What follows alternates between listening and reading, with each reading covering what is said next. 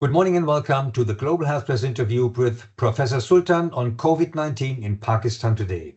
Dr. Sultan is an infectious diseases specialist in Pakistan, and he was the special assistant to the Prime Minister of Pakistan as Minister of Health during the COVID pandemic. I am Joe Schmidt, Editor-in-Chief with Global Health Press in Singapore, and I welcome Dr. Faisal with me. Good morning. Good morning. How are you? I'm very fine, and I would like to start with a review of the pandemic, which caused a dramatic toll of human life. 18 to 33 million people lost their lives. This is the estimate that I lately found. There was also a huge impact on the economy globally.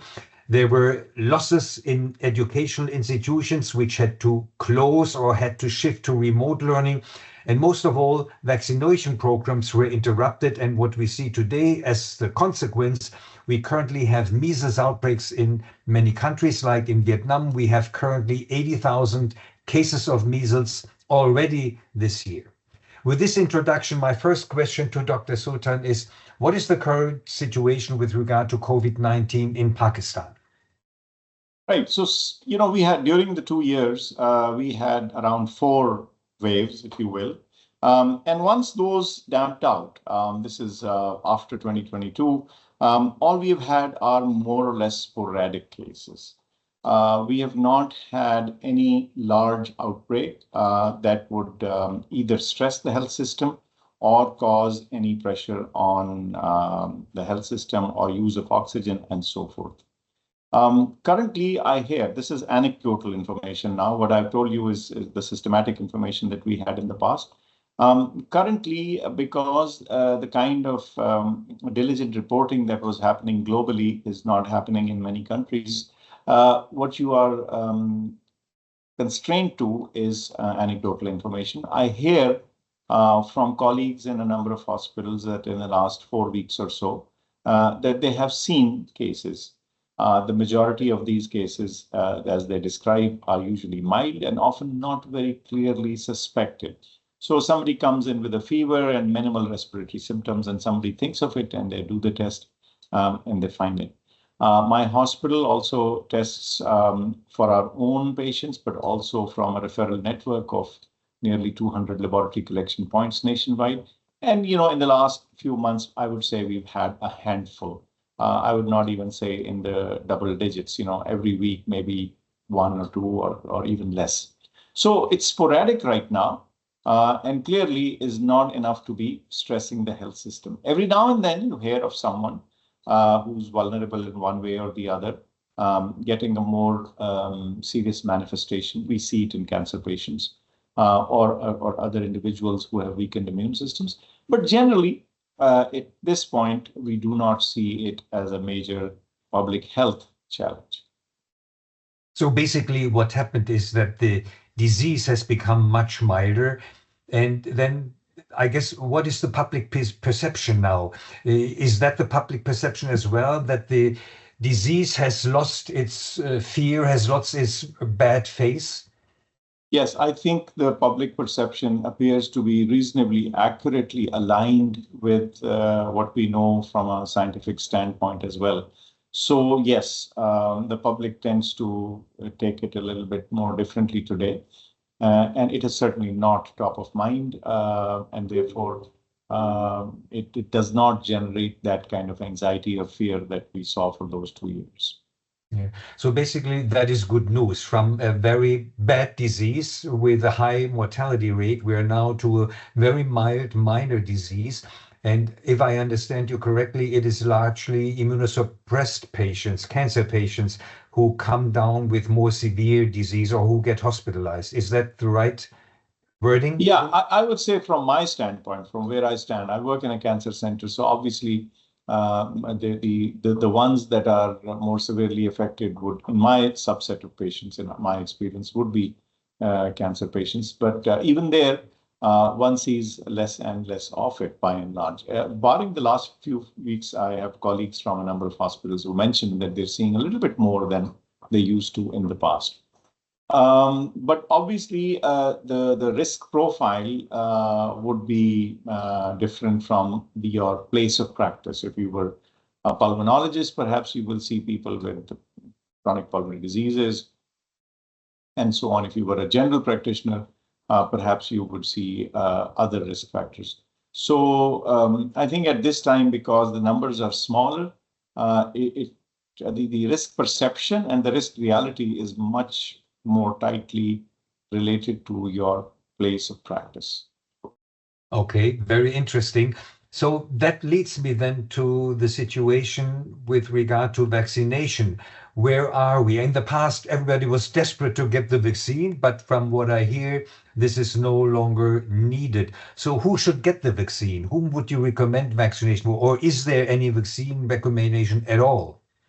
Right. I think the vaccine recommendation, the conservative or the kind of middle of the road vaccine recommendation, even in this situation, would be that those individuals who are at risk with chronic pulmonary or cardiac diseases or other immunosuppression ought to have perhaps a booster or an evaluation at least, and a yearly booster of immunization through a suitable vaccine.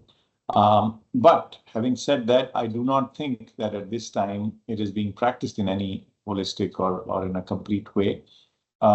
We had a lot of vaccines available from the entire spectrum in Pakistan, from initially the Chinese manufactured vaccine, then of course Pfizer vaccine, the Moderna vaccine, AstraZeneca, all of these were there, Sputnik.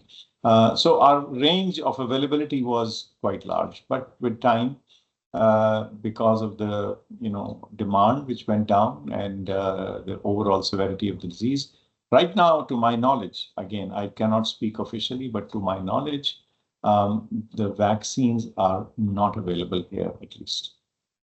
In terms of timing, I think if one were to have a schedule, perhaps, and there is this some evidence recently, I think a few months ago, there was this review that talked about co-administration. Because once you have a disease that is set in a more kind of long-standing chronic or ongoing way, it might be best to co-administer. And it seems that the evidence suggests that it can be co-administered, for example, with influenza or even with RSV. Maybe. Very good. So basically, there is no product available that could be administered in Pakistan at this moment. Is that the correct understanding? Yes, my understanding is that at this time, we do not have a product that is systematically available. There may be sporadic availability somewhere or the other, but at a national level, I do not think that there is vaccine available.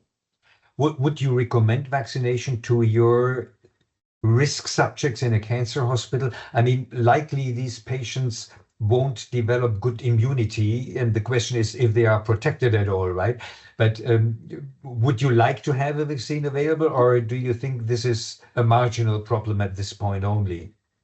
So it's a great question, and I don't know if I have the right answer, but I suppose I can construct an answer for you, which is that in my truly immunocompromised patients, one would like to have a vaccine that they could be boosted with. But then, as very often in this field, what happens is that those that are most likely to need it often have the poorest mounting of the immune response. And so the need where it is greatest, sometimes the response isn't great. But nevertheless, even a blunted or partial response at times is useful. And I would say that, yes, ideally one would like to have at least the possibility of evaluating this for individuals and boosting them. Excellent. Thank you very much. So is there any other measure in place with regard to quarantine or hygiene? Is there any measure that is sort of still there since the COVID pandemic, which may or may not be needed, or which is good practice today, like hand washing? Or is there anything that is left over from the old days of the pandemic in Pakistan? Hand washing is great for all seasons. So I think that I think we should adopt. It's always good to do in the healthcare environment for sure, but even generally. Yeah.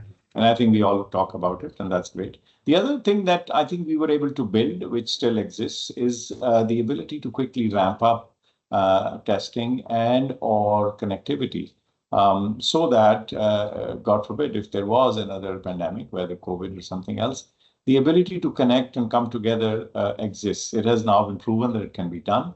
And while, as expected, many of these things fall into disuse, disrepair, and disinterest, when the time comes, because we were able to do it fast and quick, I think the opportunity exists. In Pakistan, the National Institute of Health, the NIH, in Islamabad has a formal CDC, Center for Disease Control, as well as a National Health Laboratory and a vaccine center. So I think the structural components of a response are there. But one always worries that in the inter-pandemic period, the interest and focus and money allocation all goes away. Yeah. So I guess that brings me to the final main message is in a pandemic, you get enough money, all of a sudden the money is there for everything, right? But in the time between pandemics, there is nothing, and you have a hard time fighting for what is needed in a pandemic, right? Yeah. Natural, it is natural. I mean, human nature is such that it prioritizes present pain over future protection very often. And so, but that is where wise decision makers and resource allocators put away some money for resilience, for pandemics and other future threats, which may be in a form that one can't even imagine today. So I think we have recency for this. It's within everyone's memory. And in fact, it will become harder as some years go by. And the young people of, say, 10 years from now or 20 years from now, and I hope they haven't experienced a pandemic of this nature. And so they may have a very much higher threshold to cross to do something about it. But the global literature is there. In today's connected world, people can read and review all the experience. And so I think in many ways, we are better prepared. Are we where we should be? I think I just have a feeling we'll almost never be, because this is how life is. I think this was an excellent last word. Dr. Sultan, thank you so much for your insight. It was a pleasure to have you here today, and I wish you all the best for the future. Bye-bye. Thank you, Professor. Good luck. Thank you.